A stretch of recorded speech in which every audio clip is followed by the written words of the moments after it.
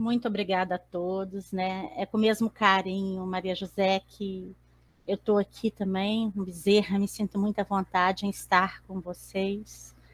A gente fica muito feliz com esse convite, né? E nós vamos hoje falar, né, desse espírito, né? Que nós vamos tratar aí por Allan Kardec, que foi o nome com que ele codificou a doutrina. E nós sabemos que dia 3 de outubro de 1804, se ele estivesse encarnado, né, olha só, ele estaria com 217 anos, né? É claro que a gente sabe que para o nosso corpo físico isso é praticamente impossível. E esse espírito, ele veio nos trazer aí o Evangelho de Jesus redivivo, na sua maior pureza, com explicações que a espiritualidade superior, a pleiade do Espírito da Verdade passou para eles. Eu sei que vocês tiveram, né? Eu vi a palestra do nosso irmão Pacini a semana passada, e ele falou sobre Kardec, o missionário. Então, eu procurei dar enfoque, né? E nós vamos juntos hoje dar enfoque a um outro lado de Kardec. Eu não vou falar da biografia dele, gente. É claro que é muito importante, em determinados momentos eu vou falar uma ou outra coisa, mas aquele que quiser saber maiores detalhes da biografia de Kardec, a gente tem no Obras Póstumas, né, no início do Obras Póstumas, a biografia dele, falando da sua vida, do seu nascimento, né? Então, a gente tem também na internet, a gente tem em vários lugares falando. E a gente vai lembrar, e nós vamos voltar um pouquinho mais lá atrás, né? Que quando Jesus ele resolveu iniciar a divulgação do Evangelho, nos conta aí no Boa Nova, Humberto de Campos, que ele saiu, né, da Galileia e foi para Jerusalém. Então ele foi a Jerusalém, estava lá olhando o templo, observando as pessoas. E depois ele retornou para Galileia, passou por Nazaré, descansou em Caná e foi para Cafarnaum. Isso está lá no capítulo 3 do Boa Nova, nas primeiras pregações de Jesus. Então, a gente sabe que Cafarnaum é uma das principais cidades da Galileia. E que Jesus fez de Cafarnaum a sua cidade. Cafarnaum, na verdade se fala Quefernaum, significa a vila ou a cidade de Naum. Alguns estudiosos dizem que é por causa do profeta Naum. Outros dizem que não tem embasamento para isso. Mas, na verdade, Naum quer dizer, né, o Consolador. Então, a cidade do Consolador. Então, Jesus era o nosso Consolador, né? Então, ele fez de Cafarnaum a sua cidade e foi acolhido, recebido na casa de Pedro, que também era a sua casa. Nós sabemos que Cafarnaum tinha um intenso comércio de pesca, de agricultura, e que era um polo, né, onde várias pessoas transitavam. E nesse mesmo capítulo, primeiras pregações, Jesus chega a Cafarnaum, né, como se procurasse, né, um amigo, ou como se um amigo estivesse ali à sua espera. Então ele ganha as margens do Tiberíades, né, do lago, e se dirige a um grupo de pescadores. E era como se ele conhecesse todos ali. Em determinado momento, né, desse grupo de pescadores, assim que eles desembarcam, ele se dirige a 2 deles pelo nome e fala o seguinte: Simão e André, filhos de Jonas, venho da parte de Deus e vos convido a trabalhar pela instituição do seu reino na terra. André já conhecia, já tinha visto Jesus. Depois do batismo de Jesus por João Batista, João Batista fala que ele era o Messias e que eles deviam segui-lo, não mais a ele. Mas Simão não o conhecia. E olha para ele com muita admiração. Ele contemplava Jesus, né? Pela sua beleza, pela sua singeleza. E eu acho que ele nem saberia se explicar o que ele sentia naquele momento. E Jesus começa a falar com eles sobre o seu evangelho, sobre plantar, né, o reino de Deus, colocar o reino de Deus no coração dos homens. E eles os escutam, né, com aquela atenção, com aquele respeito. E assim Jesus fez com todos os outros apóstolos. Sim. E quando ele se aproximava deles e os chamava pelo nome, como que se já os conhecesse, dentro deles surgia algo que prontamente eles se colocavam à disposição do mestre. Então a gente sabe que esses espíritos, esses 12 apóstolos, eles já tinham firmado um compromisso no plano espiritual. Eles já tinham sido escolhidos por Jesus, já conheciam Jesus e a sua missão. Todos eles, exceto Judas, eram da Galileia. Judas era de Cariotes, né? Cariotes, como falam, que ficava na Judéia, mas ficava em Cafarnaum por causa do comércio. E aí, quando Jesus se aproxima deles, é como se eles relembrassem. Só que a gente sabe que a gente tem um esquecimento do passado, né? Então foi necessário a Jesus, porque Jesus sabia onde encontrar cada um deles. Jesus não saiu procurando, assim, aleatoriamente. Ele se dirigia a eles e falava o nome de cada um. Jesus conhecia cada um intimamente. E nos fala Mateus, o apóstolo Mateus, no capítulo 10, que logo depois que Jesus reuniu ali o colegiado dele apostólico, né, com os 12 apóstolos, ele passou para eles a missão deles. Tanto que nesse capítulo, né, o capítulo 10, fala sobre a missão dos apóstolos, a missão dos 12. E Jesus lembra eles, desculpa, gente. E Jesus lembra eles esse compromisso. Lembra eles que não seria uma tarefa fácil. Lembra que eles seriam perseguidos, eles seriam humilhados, eles seriam até mortos em seu nome. Né? Tem até um pedacinho que fala, né, que ele os envia como ovelha no meio de lobos e pede a eles cautela e prudência.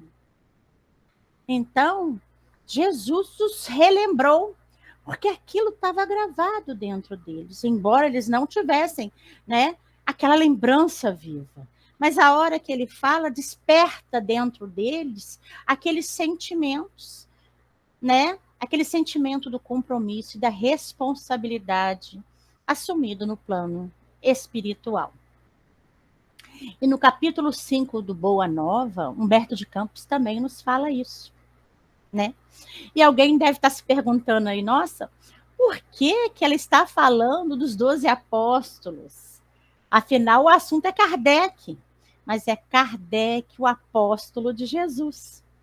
E nós vamos ver ao longo da nossa conversa que Kardec, né, que reencarnou como Hippolyte Léon Denis Rivail, também assumiu esse compromisso com Jesus na espiritualidade, sabendo que não seria fácil, sabendo que seria perseguido, humilhado, traído, em nome de Jesus. Mas quem que é esse espírito? Nós não vamos aqui procurar nomes, porque a gente não quer saber quem Kardec foi na outra reencarnação. É até assim, a título de curiosidade, que a gente gosta de saber isso, né? Mas hoje a gente não vai, até não tem nem registro, né? Existem hipóteses que foi fulano, foi ciclano. Mas no livro Cartas e Crônicas, também de Humberto de Campos, no capítulo 28, Kardec e Napoleão, nos fala que depois que Napoleão ele foi feito cônsul da Revolução da França, da República Francesa, né? Num período que é 9 de novembro de 1979, que eles falaram que é o Brumário. Então, a espiritualidade superior se reuniu no dia 31 de dezembro desse mesmo ano, nas esferas superiores, com espíritos sábios, benevolentes, para marcarem a entrada do novo século.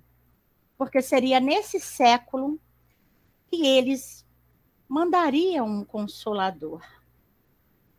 E se reuniram uma infinidade de espíritos de luzes, vindos de várias partes, né? Da Roma Imperial, né?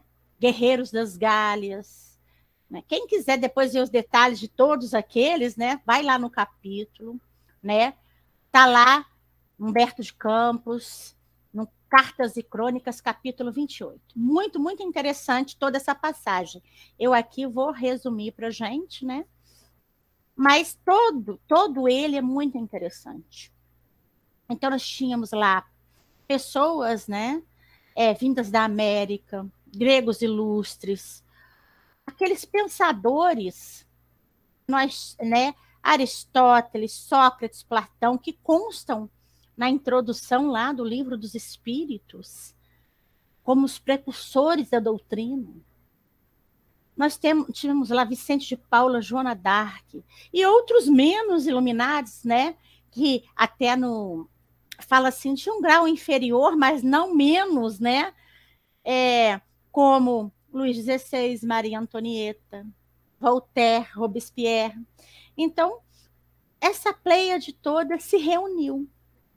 E, de repente, um grupo de almas adentra o salão e essas almas estavam reencarnadas. E eles estavam aí um pouco constrangidos por aquela organização celeste, né? Que era aqueles espíritos que a gente pode falar superiores, de alta elevação.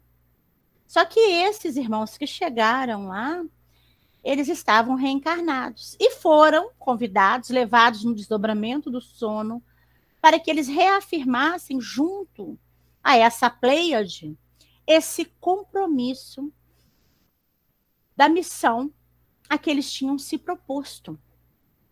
E na frente deles vinha Napoleão, que era seguido pelos outros, né, espíritos, e todos estavam muito comovidos por estarem ali no meio naquele ambiente, né, que deve, assim, trazer para a gente uma elevação, né? Eu falo deve porque, assim, eu não consigo nem imaginar, né, como é que é isso, que a gente deve se sentir tão elevado, tão... Nem tenho palavras, né? Só Napoleão que não estava, gente. Só Napoleão que não estava ali comovido, com os olhos úmidos. Se mantinha, porque não sei se vocês se lembram na história, né? Napoleão sempre teve uma pose séria, uma pose muito autárquica, né? Então, ele mantinha aquela pose, ele mantinha aquela postura. Mas, de repente, diante dele se abriu uma estrada de luz, né, de toda a Pleiade, uma estrada de luz, igual uma ponte levadiça que foi descendo, e foi trazendo astros celestes. E esses astros celestes iam se transformando em seres humanos. E dentre esses astros, um especial chamava e se destacava, né? Chamava atenção e se destacava pela sua superioridade e beleza. Mas não a beleza do corpo físico, como a gente entende, mas a beleza interior, que era tão grande, que a sua luz era, vamos colocar assim, imensa. E assim que Napoleão viu, Napoleão se prostrou a seus pés e se emocionou. E esse espírito ergueu Napoleão e o abraçou. Quando ele estava abraçando Napoleão, uma voz, e lá na mensagem fala, né? Forte como a ventania, mas veludosa, então a gente sabe que era firme e doce, se dirigiu a Napoleão, dizendo a ele que ele estava diante do apóstolo da fé. E relembrou a Napoleão o compromisso que ele tinha assumido, porque ele fora indicado para consolidar a paz e a segurança necessárias ao êxito do abnegado apóstolo que descortinaria a nova era. Que ele seria, sim, visitado por monstruosas tentações, ele seria tentado, ele seria obsediado, né? Não foi usada essa palavra, né? Mas eu estou usando assim, não só por espíritos obsessores, mas pelas suas próprias imperfeições. Então, que ele se apegasse à oração, que ele escutasse os amigos espirituais do bem que estavam envolvendo-o sempre, e que ele tivesse humildade de seguir esses conselhos e não falir. Ou seja, que ele não se deixasse, não deixasse o poder seguir, né? Então, que para ele não falir, ele tinha que ter a humildade de ouvir os bons espíritos que o envolviam, que davam a eles conselhos, que davam a ele orientações. Só que nós sabemos, né, e a história nos fala, que infelizmente Napoleão faliu na sua missão, né? Só que esse espírito que se dirigia a Napoleão falou com ele: confiamos ao teu espírito, né? A governança política dos novos eventos e que o Senhor te abençoe. Assim, quando esse espírito terminou de falar, cânticos de alegria começaram, né? Surgiram dos céus e anunciaram a chegada do século XIX. E o espírito, a verdade, que era quem estava se dirigindo a Napoleão, se retirou junto com a corte, né, voltando para o alto, e a assembleia se desfez. E o apóstolo da fé, que a gente sabe que é Allan Kardec, acompanhou Napoleão, né? Napoleão estava abraçado a ele até a sua residência, né? O colocou, né? Ele voltou para o corpo físico, e eles ficaram, retornaram, né, ao alto, aguardando os momentos. Só que, como eu disse antes, infelizmente, né, Napoleão, ele se deixou cegar pelos seus defeitos, pelos seus vícios, e assumiu um autoritarismo que fez com que ele falisse na sua missão. Mas ainda falando de Napoleão e Kardec, também no livro A Caminho da Luz, no capítulo 22, nos fala Emmanuel, né? Nos conta Emmanuel com muito carinho, com muito respeito, que estava se aproximando o tempo em que Jesus mandaria o Consolador, né? E para cumprir aí a promessa que ele tinha feito lá na época com os apóstolos. Isso está lá em João, né, no capítulo 14, 16, acho que é 18, no capítulo 14. E aí a Assembleia Espiritual, né, que fica no mundo espiritual, se reuniu e apelava para Jesus, né, para que ele mandasse esse Consolador. E aí baixa ao planeta, o termo que eles usam é um dos mais lúcidos discípulos do Cristo, que reencarna, né, 2 meses antes de Napoleão Bonaparte se consagrar imperador. E aí ele obriga, né, o Papa Pio VII a coroá-lo na igreja de Notre-Dame, como a gente sabe a história. E Allan Kardec nasce no dia 3 de outubro de 1804, com essa missão de trazer ao mundo o Espiritismo, que é o Evangelho redivivo, que é o Consolador que Jesus nos prometeu, para ficar conosco, né, para sempre. Kardec encarnou, né, no dia 3 de outubro, como tem a musiquinha, né, que a gente gosta muito, em Lyon, de 1804. E em 18 de maio de 1804, foi quando Napoleão se consagrou imperador.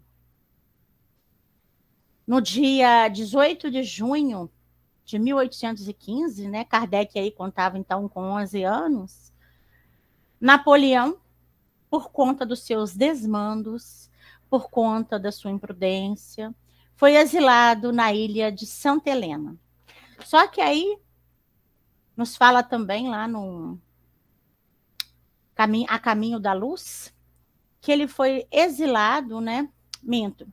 Nos fala Humberto de Campos, Cartas e Crônicas, no capítulo 28, por determinação do alto. Ou seja, a espiritualidade superior, porque ele tinha um compromisso, e que para ele não se comprometer mais, para que ele não se prejudicasse mais, porque ele já tinha desvirtuado todo o seu papel, toda a sua missão, ele é isolado na ilha, né, de Santa Helena, onde ele fica até desencarnar. Só que Kardec, ele reencarna, ele é preparado para esta missão durante toda a sua reencarnação, né? É levado àqueles que iriam auxiliá-lo, como a Pestalozzi, que ele estuda, né, lá com ele em Yverdon. Sai de lá, e ele sempre foi aquela pessoa que sempre ajudava. Mesmo tendo os conhecimentos que lhe relembraram, que lhe abriram os olhos, ele tinha com ele todo esse amor, todo esse carinho pelos outros. Ele ajudava a todos aqueles que vinham até ele buscar, né, auxílio, seja quando ele podia, era financeiro, quando ele não podia, era através de ensinos, que ele dava aulas particulares e não cobrava nada. Então, ele foi preparado para essa missão. E assim como foi feito com os apóstolos, que foram convidados por Jesus, Kardec também foi convidado. Primeira vez que ele foi chamado para conhecer as mesas girantes foi pelo magnetizador, né, o senhor Fortier, falando sobre as mesas girantes. Só que ele achava que isso era magnetismo, porque ele era o magnetizador. Então ele achava, né, e como ele era estudioso disso, que o homem poderia mover objetos inanimados. E aí passou-se um tempo, em 1855, um ano depois, um amigo de muitos anos, que ele confiava, o convidou para que ele conhecesse, né, as reuniões onde as mesas giravam. E esse amigo falou para ele pela primeira vez da intervenção dos espíritos. Mas como estudioso, cientista que era, Kardec ficou ainda incrédulo, mas ele foi. Ele foi e começou a participar e a observar. E foi aí que ele viu que, se as mesas davam respostas inteligentes, elas tinham que pensar. E se elas pensavam, não eram as mesas que davam essa resposta. Então, foi aí mais ou menos aos 51 anos que ele iniciou esse trabalho da codificação.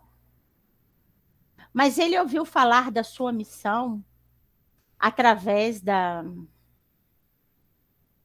médium, né, de uma médium, que ele ia na casa do senhor Rousseau. E ele ouviu falar da missão dele, falando que ele era um obreiro que reconstruiria o que foi demolido. Como assim, né? A gente sabe que as palavras de Jesus, ao longo dos anos, elas foram transformadas, elas foram perdidas, né? Deturpadas pelos nossos interesses, pela nossa vaidade. E Jesus queria que isso fosse resgatado para que nós conhecêssemos a essência, a verdadeira essência do que ele tinha nos trazido, sem a nossa intervenção.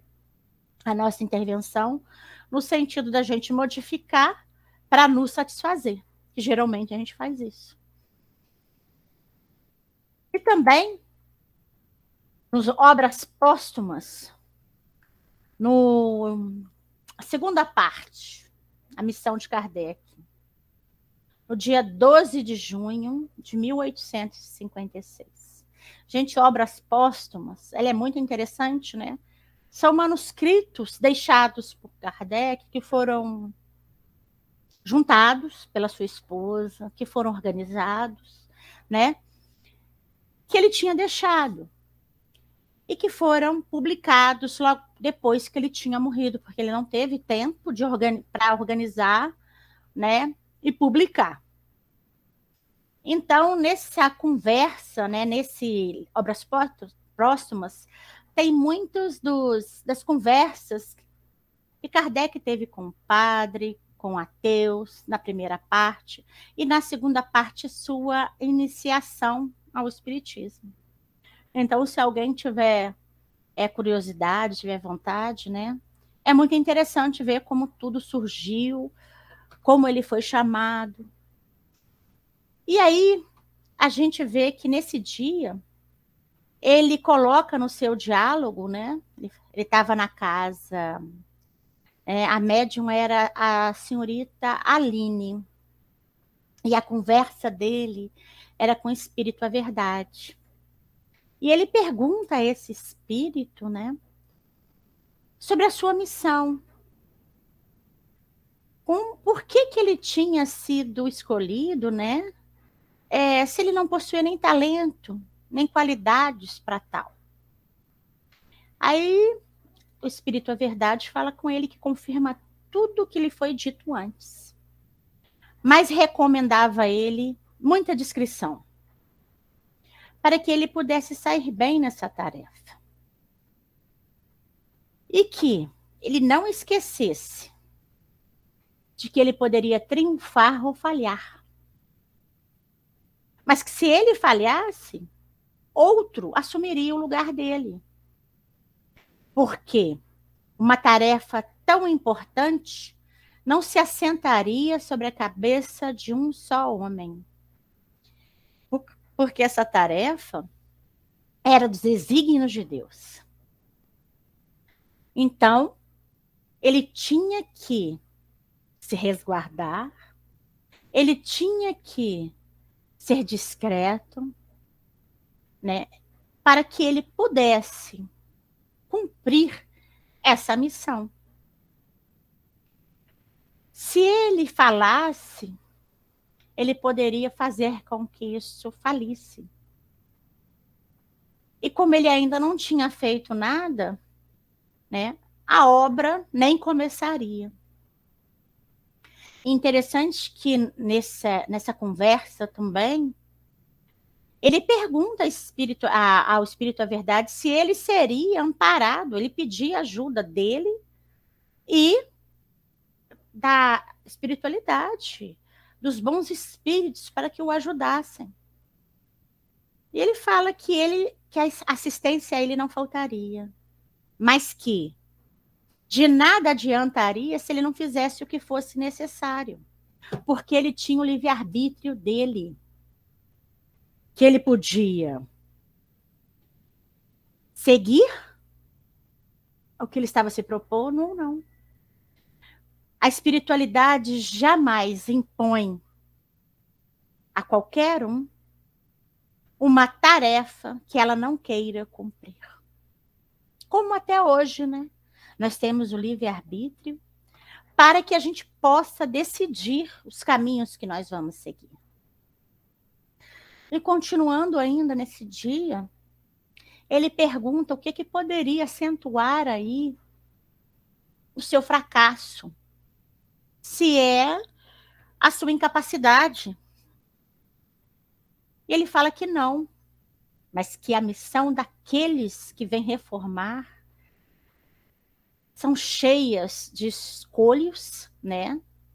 De dificuldades, de perigos.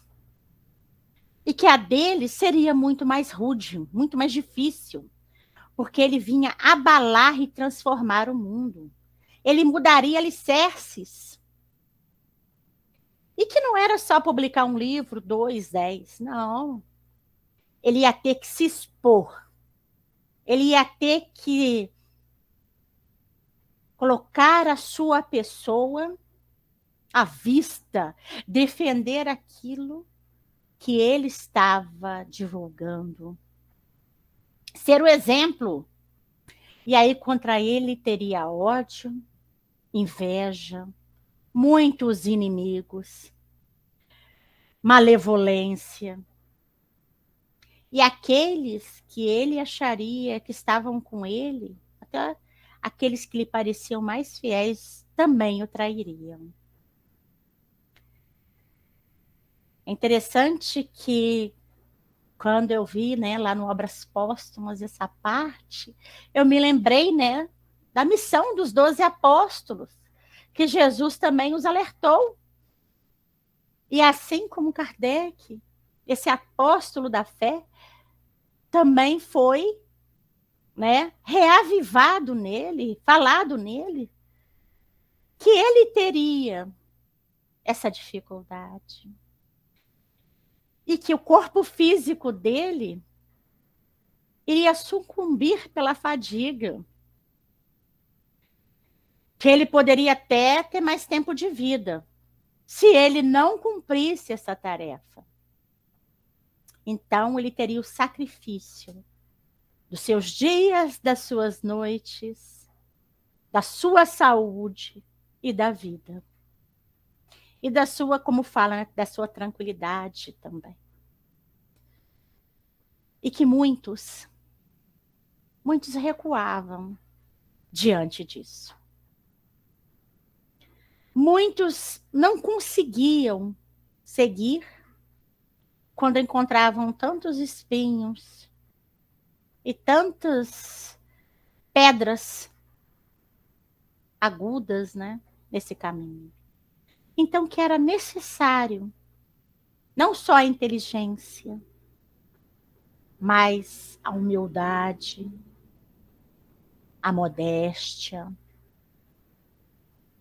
que ele estivesse sempre conectado a todos os bons espíritos que estariam envolvendo.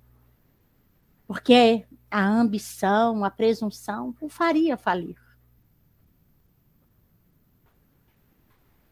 Prudência e tato. Olha só, nós falamos lá da missão dos 12, né?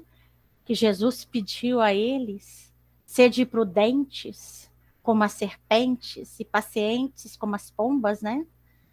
E Jesus fala a mesma coisa a Kardec. Então, muito devotamento, abnegação e um coração aberto para os sacrifícios que viriam. E que o triunfo dessa missão seria única e exclusivamente a ele, no sentido de ele encarnado aceitá-la. Então a gente vê, né, que ele também foi alertado, né, gente, que não ia ser fácil, não. E aí a gente pensa, né, nossa, difícil, será que a gente ia encarar isso aí? Apesar dele ter sido preparado, ele poderia falir também, né? E tem uma nota lá no Obras Póstumas que ele fala o seguinte: 10 anos depois, né, ele confirma, 10 anos e meio depois, ele confirma que essa comunicação que foi feita a ele pelo Espírito, a verdade se realizou. Todos esses escolhos, todas as dificuldades, ele passou. Então a gente vê que mesmo ele sendo um espírito de luz, como nós vimos, mesmo ele sendo altamente iluminado, ele poderia falir. Porque a gente tem lá no Livro dos Espíritos, na escala dos espíritos, né, que os únicos espíritos que não falham são os espíritos puros, porque eles já são totalmente desmaterializados. Nada material, em termos de sentimento, os afeta. Sentimento, dinheiro, eles não têm mais nada disso, eles já estão purificados de tudo isso. Então, é interessante nós vermos que esse espírito, ele foi convidado, e em muitos momentos nós também somos, não para uma missão tão grandiosa, né, que foi confiada realmente a um espírito que Jesus conhecia, mas que Jesus também sabia que poderia falir quando no corpo de carne. Mas a ele foi dado todo o amparo, toda a assistência, até material, né? O necessário nunca lhe faltou para que ele conseguisse fazer esse trabalho.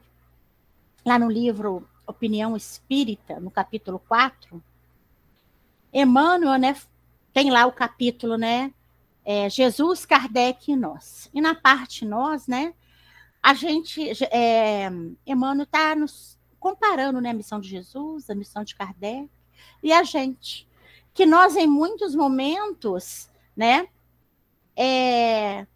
a gente, por coisas pequenas, a gente desfalece, a gente se corrompe, a gente não segue o que a gente se propôs, que é a nossa melhoria. Então a gente vê que o mestre Jesus, o apóstolo Kardec, eles passaram na humanidade e sofreram várias dilacerações, várias dores. Exemplificaram o bem, por amor a essa verdade, a esse trabalho. E nós, em muitos momentos, nos deixamos abater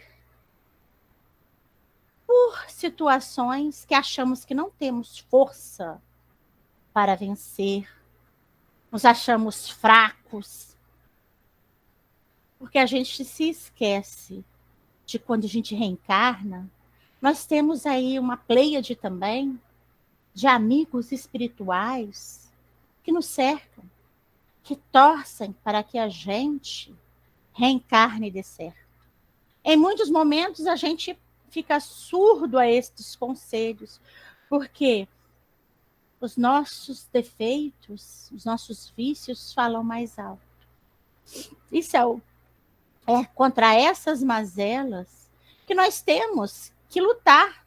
São contra essas mazelas que nós temos que nos melhorarmos, né? Não tem lá no Evangelho que conhece o verdadeiro espírita pelo esforço que faz para mudar as suas más inclinações. A gente pode até não conseguir de princípio, porque eles sabem, a espiritualidade sabe que é difícil, sabe?